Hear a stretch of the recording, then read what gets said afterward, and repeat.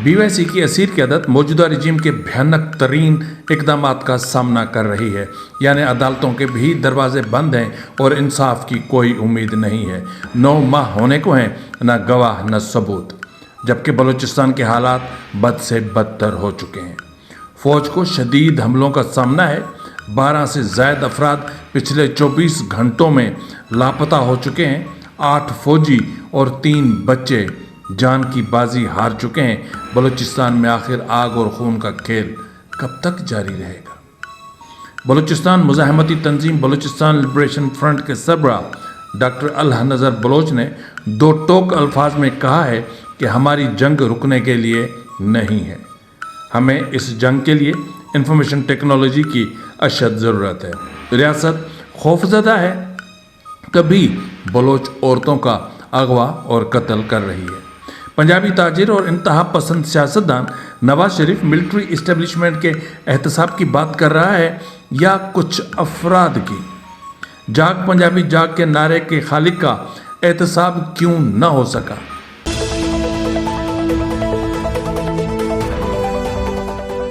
बिस्मिल्लाहिर्रहमानिर्रहीम, अस्सलाम वालेकुम नाज़रीन, ये फरवाज़ NB न्यूज़, मैं हूं आपका मेज़बान नवाज़ भुट्टो एक नए व्लॉग के साथ।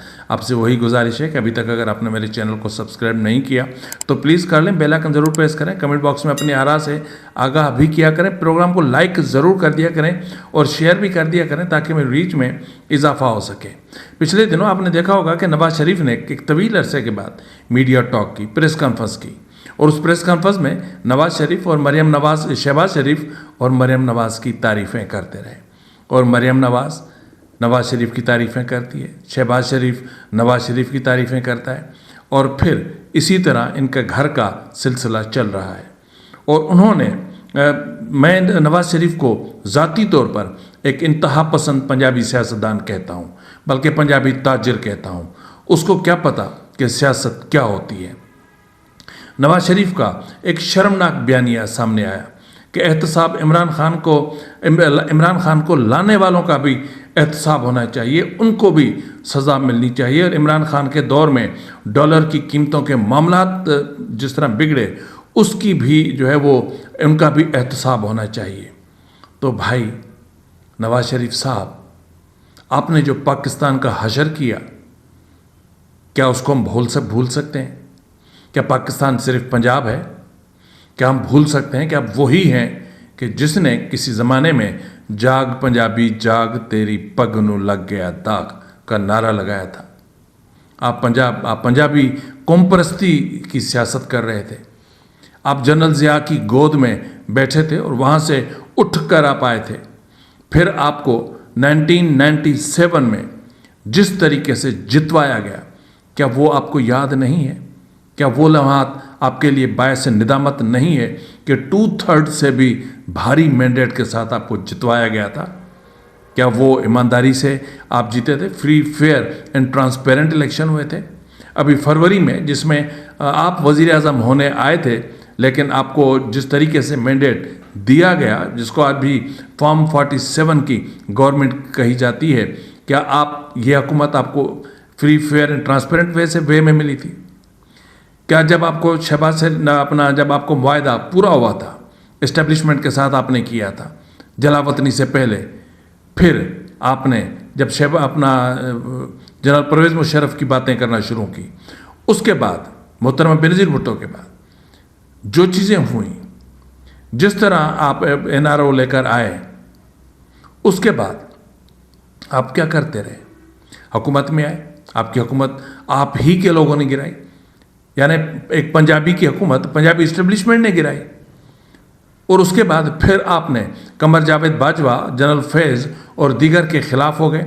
फिर आपने मिलिट्री इस्टेब्लिशमेंट के ख़िलाफ़ एक बयानिया बनाया, और फिर आपका नाम नेशनल मीडिया पर लेने पर पाबंदी आयद कर दी गई, और फिर आप एक मुजरिम की हैसियत से वापस आए और आपको रेड कारपेट जो है वो आपको इस्तकबाल दिया गया, और फिर एक मुजरिम के सामने अदालत पेश हुई, और फिर आपको रियायतें मिली, ज़मानतें मिली, और आज भी आप उन्हीं ज़मानतों पे बैठे हुए हैं। क्या आपके लिए पंजाब पाकिस्तान है? पौने पाकिस्तान पर आप हुकूमत कर रहे हैं। पंजाब पे आपकी बेटी बैठी हुई है, वफाक पे आपका भाई वज़ीर आज़म है, और फिर भी आप इस तरह की बातें करते हैं। बहरहाल, पंजाब से कभी भी अच्छाई की तवक्को रखना सबसे बड़ी बेवकूफ़ी है। पंजाब ही ने सबसे ज़्यादा सिंध को नुकसान दिया है, पंजाब ही ने सबसे ज़्यादा बलूचिस्तान को नुकसान दिया है, पंजाब ही का डोमिसाइल है कि सिंधी वज़ीर आज़म को फांसी चढ़ा दिया गया और सिंधी साबिक वज़ीर आज़म को पिंडी की गलियों में गोलियों से भून दिया गया। लेकिन एक बलोच एक कॉम्प्रेस लीडर को पहाड़ों में मिसाइल मारकर उसको शहीद कर दिया गया। कई बलोच, हज़ारों सैकड़ों हज़ारों बलोचों की ज़िंदगियां ले ली गईं, लेकिन इनके लिए इसको ये नज़र नहीं आता। इनको एहतसाब नज़र आता है, इनको इमरान खान नज़र आता है, इनको इक़्तिदार नज़र आता है, इनको भूख नज़र आती है। 27वीं आईनी तरमीम पर जिस तरीके से नवाज शरीफ ने खामोशी अख्तियार की, मैं समझता हूँ कि नवाज शरीफ हो, बिलावल भुट्टो ज़रदारी हो या आसिफ ज़रदारी हो, कौम और तारीख़ इनको कभी माफ़ नहीं करेगी। अभी तो हिसाब आएगा 28वीं आईनी तरमीम पर। तो बहरहाल मुजरिम नवाज शरीफ भी है, क्योंकि उसने जो सूरत हाल पैदा की थी वो बहुत ही तशवीशनाक है। तो बहरहाल अब हम बात कर लेते हैं। आपको पता है कि इस वक्त बलूचिस्तान में हर तरफ एक आग और खून का खेल खेला जा रहा है, लेकिन सबसे ज़्यादा जो अहम तरीन मामला है वो जो हमारे सामने आया है वो है बलोच मुज़ाहमती तंजीम यानी BLF, बलोच लिबरेशन फ्रंट के सरबराह डॉक्टर अल्लाह नज़र बलोच। उन्होंने मेरे ख्याल में 58वीं सालगिरह है BSO आज़ाद की, तो BSO आज़ाद के उस हवाले से उन्होंने एक पैगाम जारी किया है और उस पैगाम में बहुत सारी अहम बातें की हैं। और उन्होंने दो टोक अल्फाज में कहा है कि हमारी जंग रुकने के लिए नहीं है, हमारी जंग इसलिए नहीं है, हमारी जंग के लिए इंफॉर्मेशन टेक्नोलॉजी की अशद ज़रूरत है। रियासत खौफजदा है, तभी बलोच औरतों को अगवा और कत्ल किया जा रहा है। अच्छा, बलोच स्टूडेंट्स ऑर्गेनाइजेशन आज़ाद के बानी और बलोच मुज़ाहमती तहरीक तंजीम बलूचिस्तान लिबरेशन फ्रंट BLF के सरबराह अल्लाह नज़र बलोच ने BSO की 58वीं सालगिरह की मुनासबत से कहा है कि कैद व बंद की सोबतें इस बात का सबूत हैं कि बलोच लड़कों और लड़कियों के नौजवान उन्होंने जो आज़ादी की जदोजहद और सरज़मीन के तहफ़्फ़ुज़ के लिए वो बेदार हो चुके हैं, और इस चीज़ का वो सबूत है कि वो समझते हैं कि आज़ादी की जदोजहद क्या होती है। आज मीडिया का दौर है। इस वक्त गूगल बलोची को बतौर ज़ुबान कबूल करने पर मजबूर है। उन्होंने कहा कि सबसे अहम ये जानना है कि हम आज़ादी के इस मैदान में कहाँ मजबूती से काम कर सकते हैं। दूसरी बात ये कि ये होशियारी, महारत और इल्म की जंग है, और उन्होंने कहा कि हमारी जंग रुकने का नाम नहीं है, ये एक सियासी जंग है।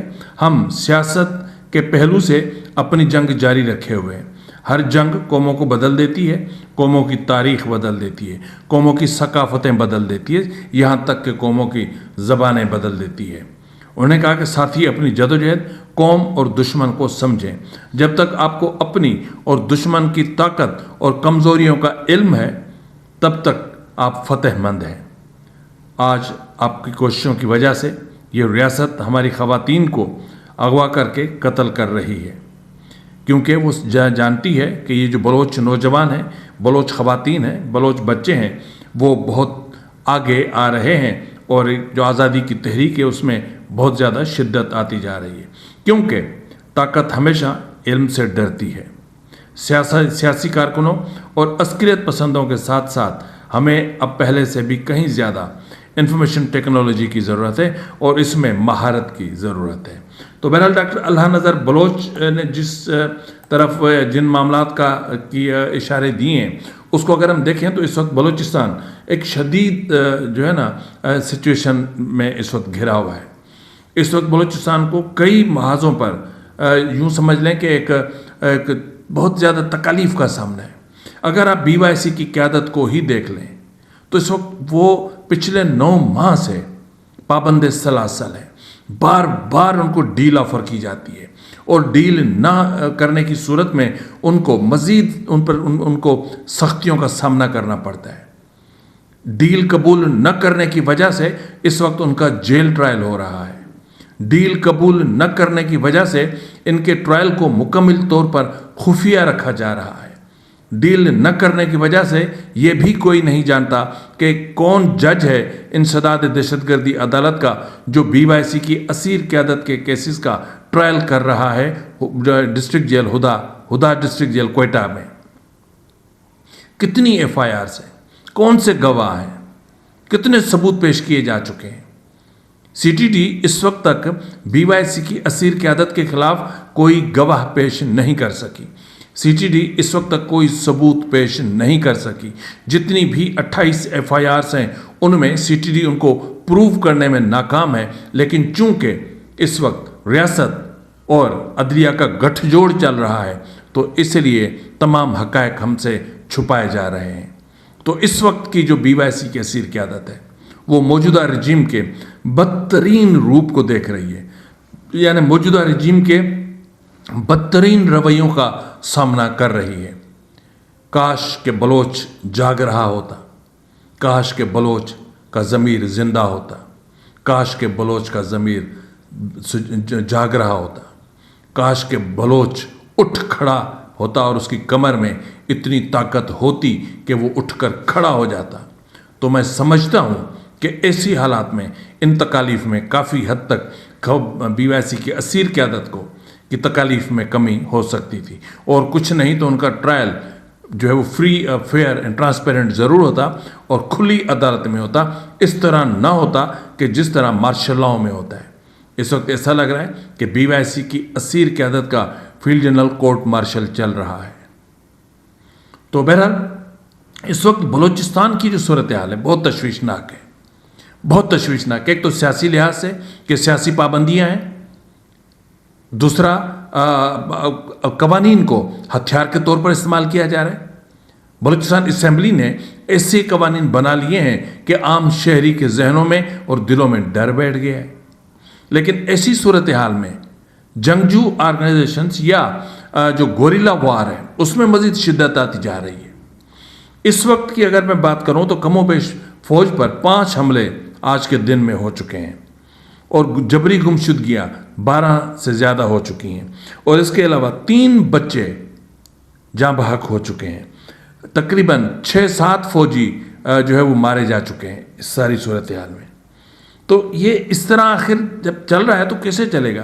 میں ذرا آپ کو ڈیٹیل بتا دیتا ہوں۔ خاران لہجے میں پاکستانی فوج کی پیش قدمی کی کوشش کی گئی، اور گزشتہ روز علاقے میں ہیلی کاپٹروں کی پروازیں بھی دیکھنے میں آئی تھیں۔ فوج کوارڈ کاپٹرز کا استعمال کر رہی ہے، جن میں سے ایک کو آزادی پسندوں نے نشانہ بھی بنایا ہے۔ سب سے بھیانک رہا ڈیرہ بگٹی میں سوئی کے علاقے رائس توخ کے قریب نامعلوم افراد نے نام نہاد تعمیراتی کمپنی کی سائٹ پر حملہ کر کے مشینری کو آگ لگا دی، جبکہ کام کرنے والے 2 افراد کو جو ہے وہ اغوا کر کے لے گئے۔ کیچ یونیورسٹی کے قریب نامعلوم مسلح افراد نے سڑک کی تعمیر میں مصروف فوجی اور تعمیراتی کمپنی کے اہلکاروں پر شدید حملہ کر دیا، اور شدید فائرنگ کے نتیجے میں 3 اہلکاروں کی ہلاکت کی اطلاعات موصول ہو رہی ہیں۔ ضلع کیچ کے علاقے مند میں فورسز پر IED حملہ ہوا ہے، جس کے نتیجے میں 2 ہیلی کاپٹروں کی پروازیں بھی دیکھی گئی ہیں۔ اس کے علاوہ خطرناک ترین جو واقعہ رونما ہوا وہ ہوا ضلع بولان میں۔ ضلع بولان کے علاقے سنی شوران میں ایک بارودی سرنگ کا دھماکہ ہوا، اور پولیس کے مطابق یہ ڈیوائس مقامی شخص عبدالحی جتوئی کے گھر کے اندر نصب کی گئی تھی۔ دھماکہ اس وقت ہوا جب گھر کے آنگن میں بچے کھیل رہے تھے۔ جب ایک بچے کا اس ڈیوائس پر پاؤں پڑا تو دھماکے سے وہ ڈیوائس پھٹ گئی، جس کے نتیجے میں 3 بچے موقع پر ہی دم توڑ گئے، جبکہ ایک کم عمر اپنا جو ہے وہ لڑکی سمیت 3 دیگر بچوں کو شدید زخمی حالت میں اسپتال منتقل کیا گیا۔ جاں بحق ہونے والے بچوں کی شناخت ندیم احمد، سمار خان اور ایک کم سن لڑکی بختاور بیوی کے ناموں سے ہوئی ہے۔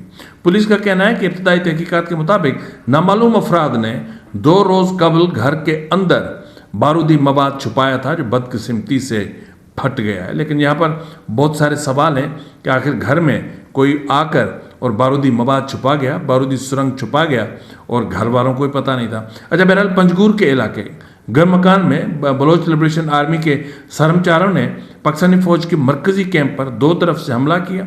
सरमचारों ने काबिज फौज की पोजीशंस पर 20 से जायद रॉकेट दागे और जदीद और खुद मुख्तार हथियारों से फायर किया। और इस हमले में इतलात के मुताबिक जो है वो पाक फौज के 4 एहलकार जाँ बहक और कम से कम 7 जख्मी हो गए, जबकि इन्हें मजीद माली नुकसानात का भी सामना करना पड़ा, ऐसा दावा किया गया है BLA की तरफ से। और फिर गरिशा रबात में डेथ स्क्वाड के कारिंदों ने फायरिंग करके बलोच नौजवान मोहम्मद आलम वल्द मोलाबख्श को कत्ल कर दिया है।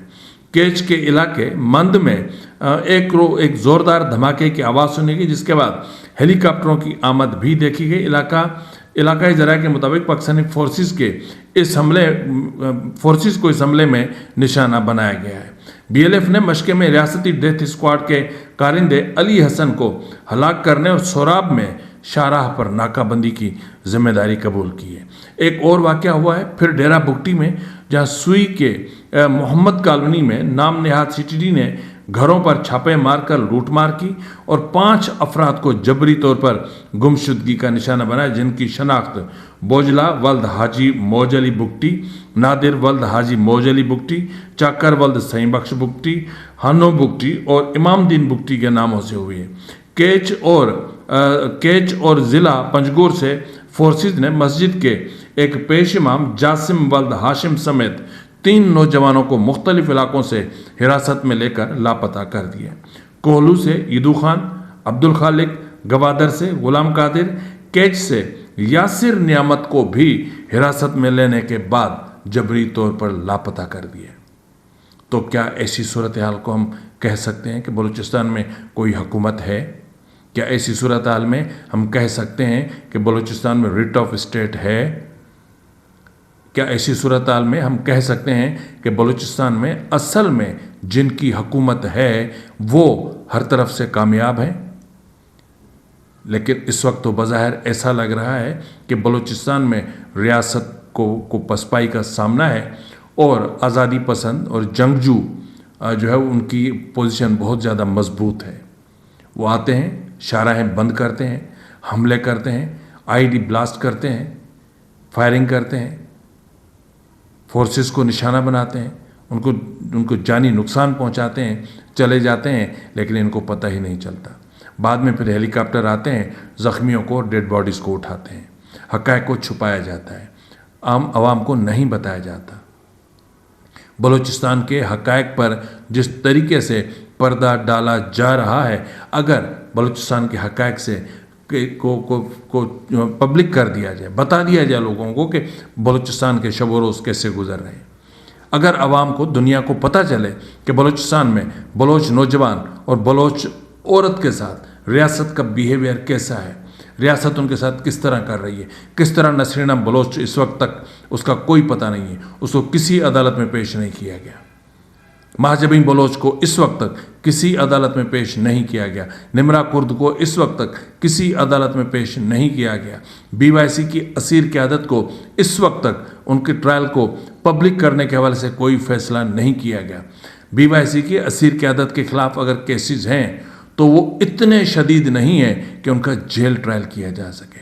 बेसिकली रियासत खौफज़दा है, रियासत डरी हुई है, रियासत बुज़दिल है, रियासत ख़वातीन से डरती है। वो समझती है कि अगर ये ख़वातीन ओपन कोर्ट्स में आती रहीं और अपना पैगाम और सहाफ़ियों के ज़रिए अपनी बातचीत को पहुंचाती रहीं, अपने मौक़िफ़ को आवाम तक पहुंचाती रहीं, तो फिर रियासत को शिकस्त से कोई दो चार होने से नहीं बचा सकता। तो यही वजह है कि रियासत ने उन पर दरवाज़े बंद कर दिए हैं। यही वजह है कि रियासत उनको बार बार डील ऑफ़र करती है। यही वजह है कि रियासत बार बार उनका ट्रायल जेल में कर रही है और उनको पब्लिक नहीं होने दे रही। इस तरह करने से सच छुप नहीं सकता। फिलहाल के लिए इतना ही, मिलते अगले प्रोग्राम में, तब तक इजाज़त दीजिए। फ़ी अमान अल्लाह।